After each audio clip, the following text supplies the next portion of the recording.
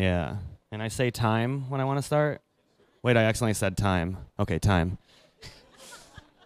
Hello, judges. Hello, coffee friends. I'm here to talk about the coffee I roasted for this competition. It's the same coffee everyone else roasted. It's Rwanda Sholi Cooperative. I had a fun journey with this coffee. I enjoyed the challenge of a coffee that I did not choose and trying to find the things that I could accentuate in the coffee. When I got the coffee, I was excited, like Christmas Day. I opened it up, pulled out 350 grams, and I green graded it. I found 2 broken, cut, and chipped, 1 minor insect damage. And that was about it. Otherwise, clean green. There was seemed like some inconsistent sizes as far as sorting, but I don't have screens, so I didn't do that. But I was like, all right, this is what I have to work with. I jumped over to a sample roast, which is usually what I do when I get a new coffee. I did a standard SCA sample roast that I do for any of my coffees. And then the next day I cupped it. For that, I found there was a little bit of chocolate going on there. I found some peach acidity, but also found some raw pecan and an herbal astringent finish. I knew there was something missing here, and especially kind of from what I know about most of the Rwanda coffees I've tasted in the past, I felt like I was missing something in my roast. So I decided to go back and try some different things.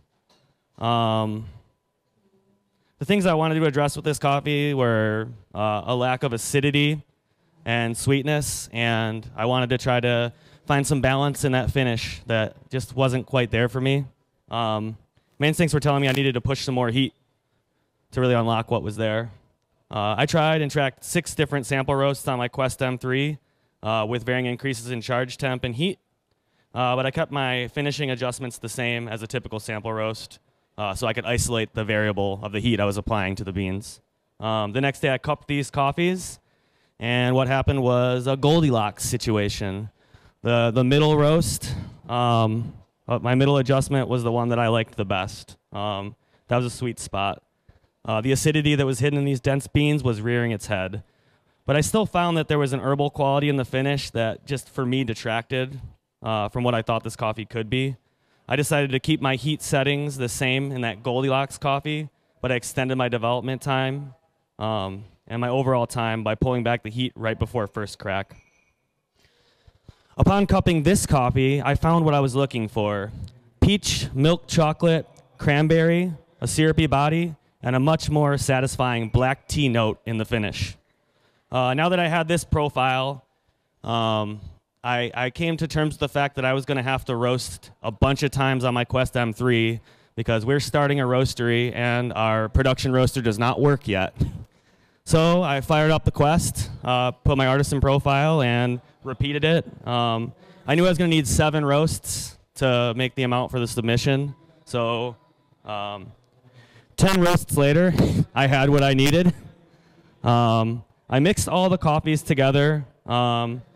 Shook and sifted them out to remove a little bit of the chaff, and I also picked out a few Quakers that I found.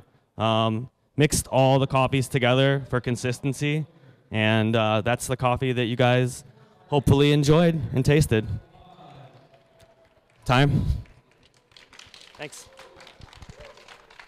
Another big round of applause for Steve Puwalski from Coffeetron in Detroit, Michigan. Sungi?